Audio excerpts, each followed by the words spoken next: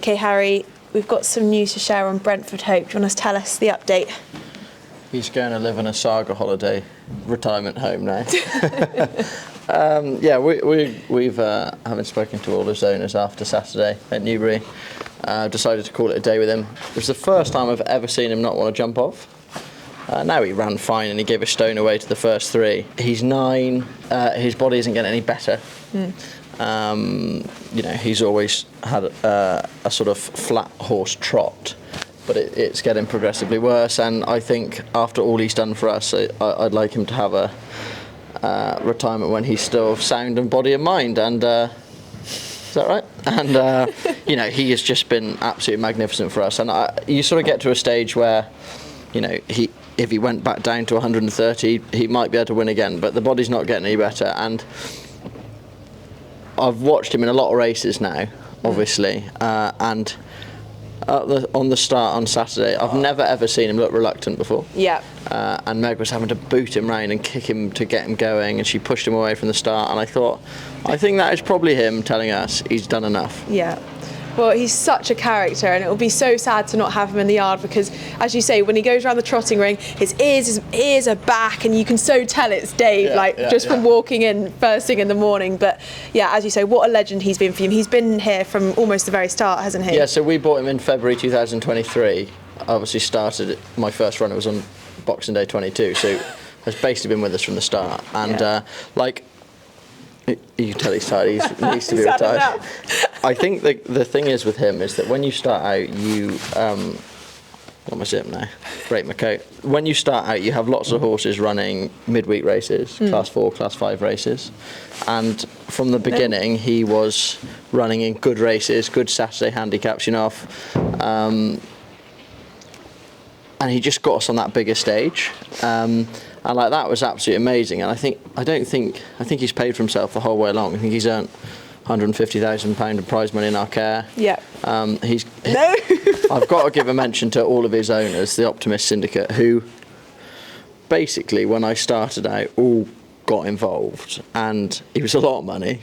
But they all got involved, and I've never, ever, ever once had, we'd like to do this with him, we'd like to do that with him.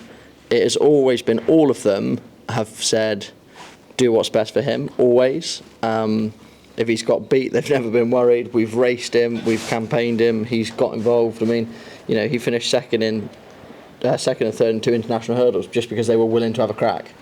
All right. And he's just been absolutely brilliant for us. And, I feel responsible that I want him to have a healthy retirement. And, I think a line that is appropriate that Sam Turner, one of his owners, used was leave the game before the game leaves you. And I think the game is starting to leave him. He doesn't have the legs that he used to have, and people might say, oh well, he finished third by New Line the other day, but as we all know, that was a sprint race for 2 furlongs. And the most telling thing for me was Newbury at the start the other day, and I've always tried to listen to my horses, and I think that was him saying, do you know what, I've actually had enough of this. He's been on the go since he was 2, and I'll always be so grateful for what he's done for us. He's obviously in the grand scheme of racing, he's not a superstar horse, but he'll always be a superstar for us. He's been absolute mega. What was your most memorable day on the track with him? It's been so many. Yeah, hard to say one. I think probably I got an enormous thrill of. He was my first runner at a Punchestown Festival, and he finished second to Daddy Longlegs. He ran an amazing race that day, and that was at the end of. That was when he was at his best. He'd won 3 that season.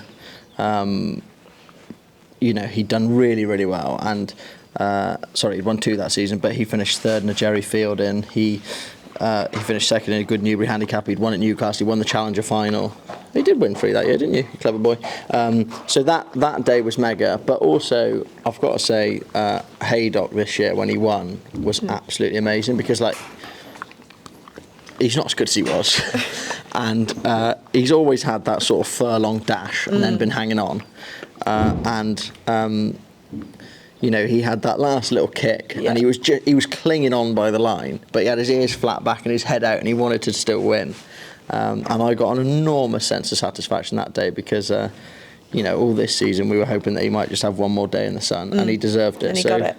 I've had loads of good days. I mean, even when even when he finished second to Constitution Hill at that day at Cheltenham, there was an enormous crowd because of Constitution Hill. While he was stood in the second place enclosure thinking he'd won, he was just stood there with his ears pricked. There's some great pictures of him stood there that day with his ears pricked. Yeah. I've had some amazing memories with him. Love him to bits. And you're a legend, Dave. We'll miss you. Yeah, but he'll have a fantastic life. We'll make sure that he's got a forever home. We've already been making some plans with that, and obviously we'll bring you more news of that at some stage. But he's healthy been and happy retirement. Yeah, that's it. And he's in one piece, and you deserve a good life now, don't you, pal? Hey? Good boy.